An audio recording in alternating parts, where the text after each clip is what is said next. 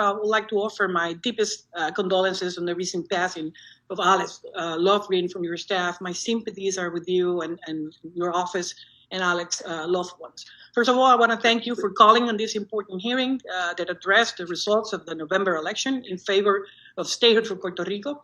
Today, we will hear the testimony on two House bills, H.R. 1522, the Puerto Rico Statehood and Admission Act, and H.R. 2017. H.R. 1522, introduced by Mr. Darren Soto of Florida and myself, representing the island of Puerto Rico, elected to do so in Congress, will end Puerto Rico's centennial territorial status, while the other bill is another tactic to delay the decolonization process and thus perpetuate the unequal treatment of the 3.2 million Americans that lives on the island. Let me be clear, there's nothing that is in this other bill or this other legislation that will offer Puerto Rico that has not been already discussed in 123 years. It's nothing new. Status convention, as proposed by that bill, creates a cumbersome process without any kind of timeline to completion, and which problematically does not recognize that the only two non-territorial and constitutional status options are statehood and independence. Not only that, the bill shamelessly ignores the will of the voters in Puerto Rico, ignores a legitimate democratic process, and ignores self-determination despite the bill's misleading title.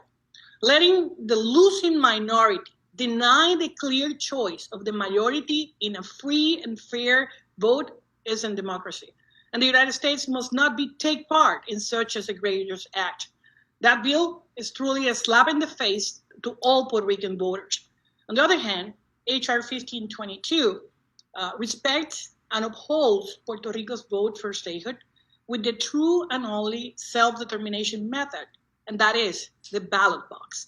Puerto Ricans have voted for statehood 3 times in elections that courts upheld, 2012, 2017, and again in 2020.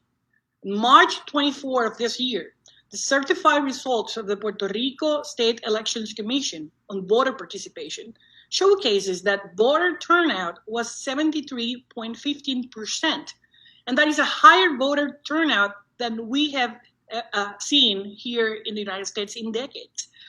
The bipartisan bill, and I must say thank you to all Republicans and Democratic members that are co-sponsoring Darren Soto's and the People of Puerto Rico bill, which is 1522, will constitute Congress' response to our fellow citizens on the island and provide a formal offer of statehood.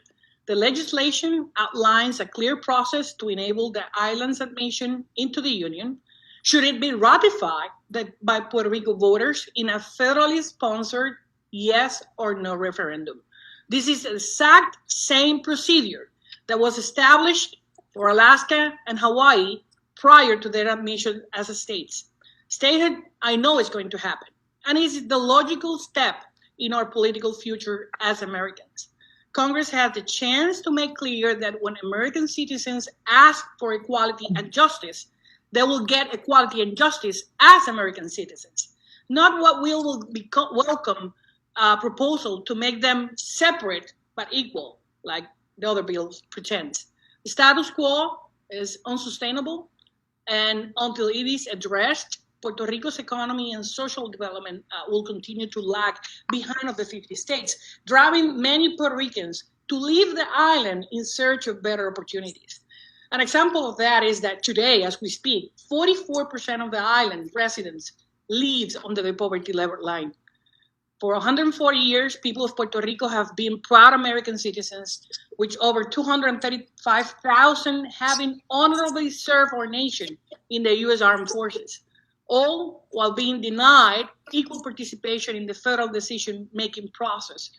Only statehoods provide that equal participation, guarantee U.S. citizenship, and represents a permanent and constitutional solution for Puerto Rico's status issue.